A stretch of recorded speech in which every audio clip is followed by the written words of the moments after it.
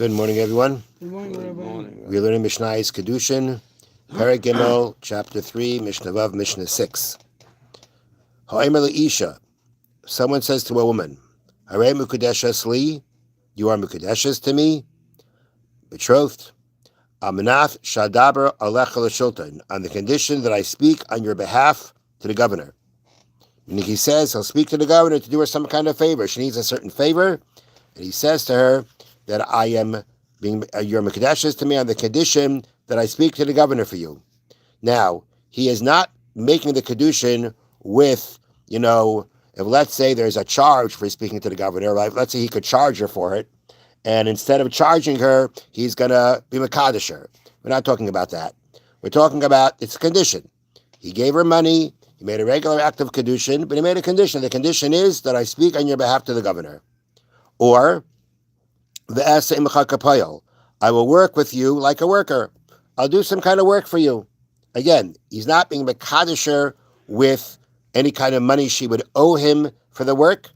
He gave her money, he made a regular Kiddushin, but there's a condition. The condition is that I do work on your behalf, that I act with you like a worker. I do work for you.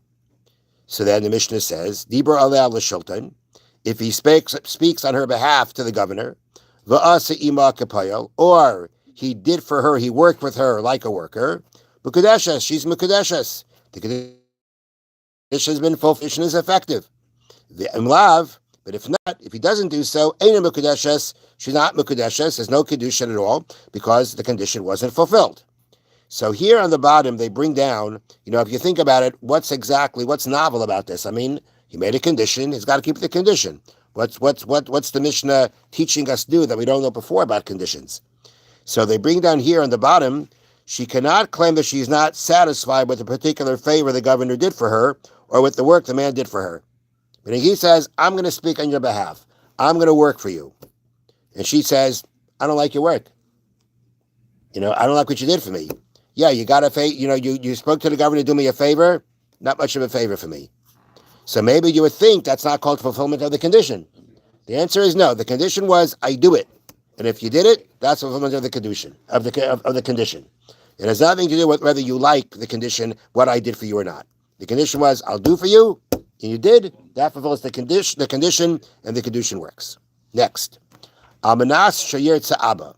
Person makes a condition, and he says, on the condition that my father wants, meaning this condition works on the condition, this Kiddushin works on the condition that Dad says, I'm for it. Dad agrees to it. So then we say, Ratza Ab Mekudeshes.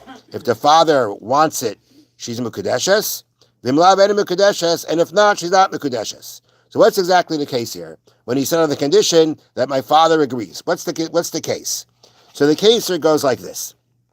He says, again, you are Mekudeshes on the condition that my father approves. The condition was that he should not object to the Kiddushin within a period of time. That's what it means.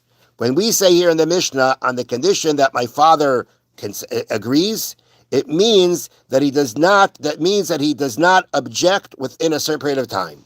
That's the case. When the Mishnah says agrees, it means the condition was that within a 30-day period, within a certain period of time, as long as my father does not object within that period of time, the condition will work. Otherwise, it won't work. So the Mishnah says, Ratza Ab Mekudeshes. If the father approves, she's Mekudeshes, which means he didn't object. Right? It doesn't mean here, the case is not here that he says yes. The case here is that he didn't object. She's Mekudeshes. Vimlav, but if he doesn't approve, that means he objected. Ain't a Mekudeshes. She's not Mekudeshes. Now, Meisa Av. Let's say the father died within that period of time, within that time limit for his approval or disapproval. Okay, he died before the 30 days. Harei Mekudeshes. She's Mekudeshes. You know why? He's not going to disapprove anymore. No chance of him disapproving. He's gone. And therefore, she's Mekudeshes right away. The whole Kiddushin is the Kiddushin takes effect, and within 30 days, he doesn't disapprove, he doesn't object. Well, now that he died within those 30 days, he's not going to object, and therefore, the Kiddushin takes effect. Now, Meis Haben. Now, what happens if the son dies? Meaning the son who made the Kiddushin on this woman. And again, the condition was, as long as my father does not object within 30 days, and before the 30 days are done, the son dies. Now, says the Mishnah,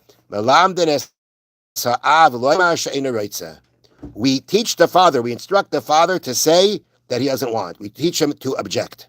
Because when you make any of these conditions, which were made al menashe yeret sa'aba, the condition that my father approves, well, or meaning he doesn't object. Mm-hmm. So if he doesn't object, and the condition takes effect, from when does the condition take effect? Mm-hmm.